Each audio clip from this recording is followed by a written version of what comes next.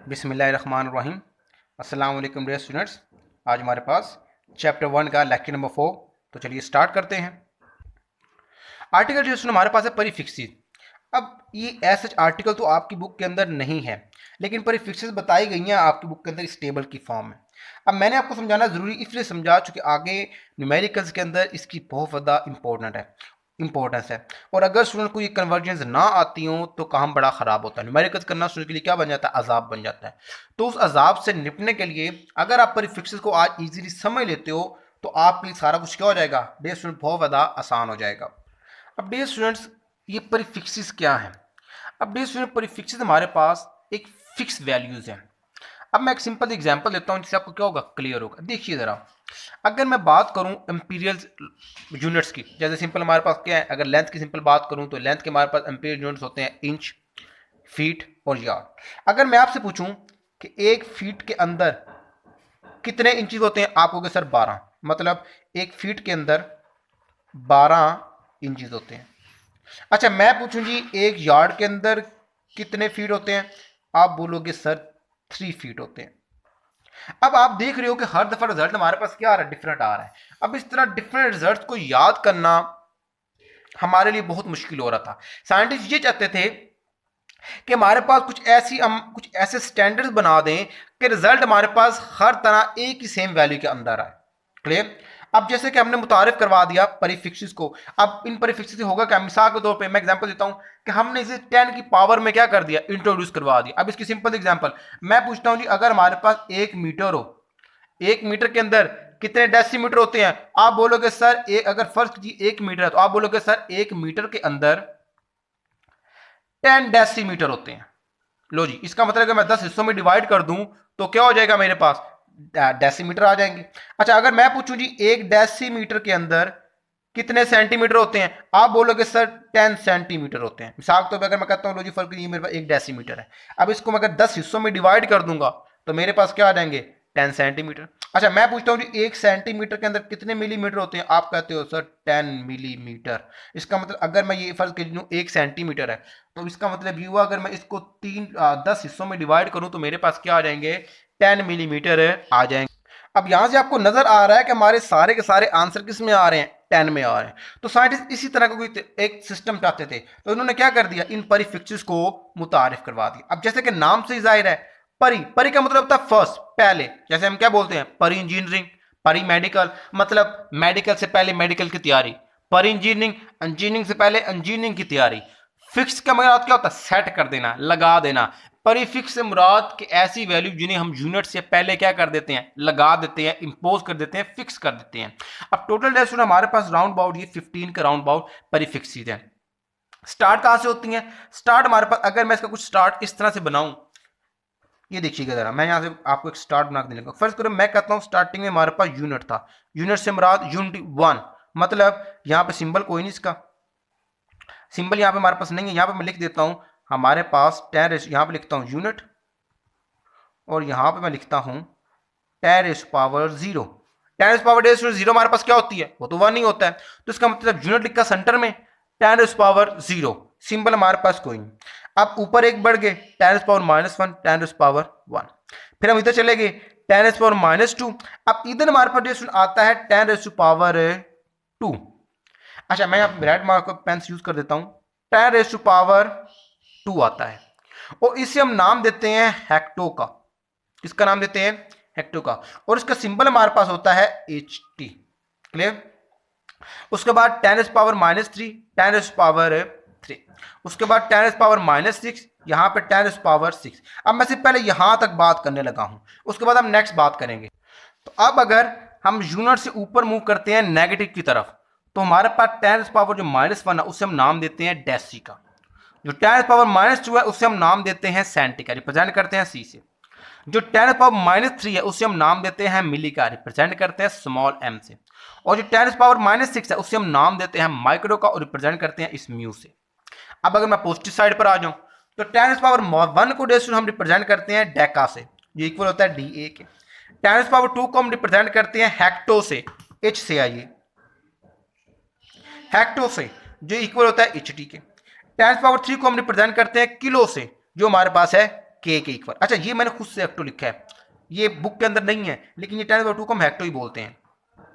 और 10^6 को किसके नाम रिप्रेजेंट किया उन्होंने, एम से, और बोलते क्या हम इसे मेगा बोलते हैं। मतलब mega, kilo, deca, deci unit, deci, centi, milli और माइक्रो। अब क्वेश्चन ये कि याद किस तरह करें, तो इसके लिए आपने ना एक जल्दी से एब्रीविएशन लिख लेनी है। वो एब्रीविएशन क्या है जरा सुनिएगा। King Henry died unexpectedly drinking chocolate milk. तो डियर स्टूडेंट आपको ये नजर आ रहा है, king Henry died unexpectedly drinking chocolate milk. जरा देखते हैं, जरा इनके पहले पहले वर्ड पे गौर कीजिए, ये मुहावरा आपने याद करना है। देखिए सबसे पहले मैंने बात की किंग की, तो किंग में के आया, तो के यहां पर किधर आ गया, ये किलो के लिए। हेनरी ये हेक्टो आ गया, एच। डाइड ये हमारे पास डी आ गया, डेका। अनएक्सपेक्टेडली ये यूनिट आ गया सिंपल हमारे पास यू, ये देखिए। अच्छा ड्रिंकिंग ये डी आ गया, डेसी। चॉकलेट ये सी, सेंटी आ गया। मिल का एम आ गया, तो ये हमारे पास मिली आ गया। तो आपने यहां से लेकर यहां तक, मतलब मेगा से लेकर मिली तक आपने इस इबारत को याद करना है, इस सेंटेंस को याद करना है, king Henry died unexpectedly drinking chocolate milk. तो इस तरह आप इजीली इसको क्या कर सकते हो, याद कर सकते हो। डियर स्टूडेंट ये इसलिए इंपॉर्टेंट है कि आपसे ये एमसीक्यू में पूछ सकता है कि 1 deci is equal to 1 centi is equal to 1 milli is equal to, तो ये आपने बताना है। अब नेक्स्ट क्वेश्चन हमारे पास क्या है, नेक्स्ट हमारे पास आगे आ गया ये micro, nano, pico, femto, atto. और नीचे से हमारे पास क्या आ गया, अब किलो से आगे बढ़े तो मेगा, गीगा, टेरा, पीटा और हेक्सा। जैसे इनकी वैल्यूज बढ़ती आ रही, 10^6 बाद 10^-9, -12, -15, -18। यहां पर हमारे पास जो स्टूडेंट्स आ गया हमारे पास 9, 12, 15 एंड 18। अच्छा अब नेक्स्ट कोटेशन को देखते हैं। तो नेक्स्ट कोटेशन जो हमारे पास है, every player that gets mad may never play football again. देखिएगा सबसे पहले कैपिटल लेटर ई, तो हमारे पास ये आ गया एक्सा, ई से। प्लेयर से ये पी, पीटा आ गया। डैट से टी, टेरा आ गया। अब उसके बाद जी आ गया, तो ये गीगा आ गया। मैड से एम, तो ये हमारे पास मेगा आ गया। क्लियर। अब नेक्स्ट आगे स्टार्ट करते हैं, यहां कहां से हमने स्टार्ट करना है, माइक्रो से। अब देखिए में, अब ये माइक्रो स्मॉल एम, नेवर जिस नैनो, प्ले ये पी आ गया, पीको, फुटबॉल ये पी से, फेमटो, अगेन ये ए से, एक्टो। क्लियर। तो ये दोनों टाइप आपने सेंटेंस याद करने हैं, जिससे आप क्या कर सकते हो, इजीली इनको याद कर सकते हो। ये वैल्यूज हमारे पास न्यूमेरिकल्स के अंदर भी यूज होती हैं। अब कुछ कन्वर्जन है, अगर हम कन्वर्जन को देखते हैं और उसके बाद फिर आगे डिस्कस करेंगे। कन्वर्जन ये बहुत जरूरी होती है, न्यूमेरिकल्स के अंदर भी आपको करनी पड़ती हैं। तो मैंने सिंपल से आपको सिंपलेस्ट वे में समझाने की कोशिश करूंगा ताकि आपके लिए न्यूमेरिकल्स आसान हो जाए। तो पहले कन्वर्जन हमारे पास क्या है, यूनिट से परिफिक्स में जाना। कि हमने क्या करना है, एक यूनिट दिया होगा, यूनिट में वैल्यू दी गई, उससे हमने किस में जाना है, परिफिक्स में। मिसाल तौर पे how many centimetre are in 3.2 metre, कि हमने क्या करना है, अब यूनिट से परिफिक्स में जाना है। अब वैल्यू दे दी 3.2 मीटर, इससे हमने किस में जाना है, सेंटीमीटर। सेंटीमीटर हमारे पास क्या, एक परिफिक्स है। ये क्या करें, कहता है you have to divide by the value of prefix. आपने सिंपल सा काम करना, सिंपल सा काम क्या है, जो वैल्यू गिवन दी गई हो आपने डिस्टेंस क्या करना है, आपने सिंपली उसे उस परिफिक्स की वैल्यू से डिवाइड कर देना है जिसमें आपने उसे कन्वर्ट करना है। अब चूंकि मैंने सेंटीमीटर में कन्वर्ट करना है तो मैं क्या करूंगा, इसे 10⁻⁻² से क्या कर दूंगा, डिवाइड कर दूंगा। अब जब ये फैक्टर ऊपर जाएगा तो पॉजिटिव की फॉर्म में आ जाएगा, जब इससे मल्टीप्लाई करूंगा तो ये 320 सेंटीमीटर आ जाएगा। यहां तक भी आंसर ठीक है, ये ना भी लिखो तो चलेगा। मतलब आपने साइंटिफिक नोटेशन की फॉर्म लिखना है। साइंटिफिक नोटेशन इतनी ज्यादा इंपॉर्टेंट है कि नासा के बहुत सारे प्रोग्राम इसी वजह से क्या हो चुके थे, फ्लॉप हो चुके थे। अरबों रुपए की लागत उनकी क्या हो गई थी, वेस्ट हो जाती थी। रीजन इन्हीं परिफिक्सेस में छोटी मोटी गलती भी क्या कर सकती है, काम खराब कर सकती है। क्लियर। मतलब वो चाहते थे कि हमारे पास यूनिट्स भी सेम आ जाए। अच्छा अब ये हो गया। अब सेकंड कन्वर्जन हमारे पास क्या थी, परिफिक्स से यूनिट में आना। ये क्या था, यूनिट से परिफिक्स, और ये क्या है, परिफिक्स से यूनिट। मिसाल तौर पे कन्वर्ट 50 मिलीमीटर इनटू मीटर। अब हमने किससे जाना है, हमने कन्वर्जन करनी है परिफिक्स से यूनिट के अंदर, मतलब हमने परिफिक्स को खत्म करना है। अब ये एम हमारे पास क्या होती है, मिली। तो सिंपल सा काम, इसका जस्ट अपोजिट, यहां पे क्या किया था, डिवाइड, यहां पे क्या कर देंगे, मल्टीप्लाई कर देंगे। You have to multiply the value of prefix. अब मैं 50 तो यहां पर आएगा ही आएगा, देखिए जरा 50 मिलीमीटर इज इक्वल टू 50 तो आएगा ही आएगा। अब चूंकि मैंने यहाँ पे परिफिक्स को खत्म करना है तो क्या करूंगा, परिफिक्स की वैल्यू से मल्टीप्लाई कर दूंगा। तो m यहाँ पे मिली है तो मिली को किससे मिली की वैल्यू क्या होती है 10⁻³ तो मैं 10⁻³ से मल्टीप्लाई कर दूंगा। यहां तक भी आंसर ठीक है। अगर मजीद सॉल्व करना चाहते हो तो हमारे पास आ जाएगा 0.05 मीटर। तो उसके बाद हमारे पास है यूनिट्स। अब देखिए हमने दो तरह के यूनिट्स पढ़े, नंबर 1 एम्पीरियल मैंने आपको बताया और नंबर 2 मीटर एक्स बताया। अब एम्पीरियल में हमारे पास क्या होता है फीट, पाउंड एंड सेकंड, जिसे हम शॉर्ट फॉर्म में लिखते हैं FPS।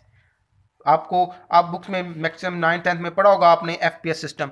अब आपको बता दिया मैंने, अब आपको समटाइम नहीं पता होगा।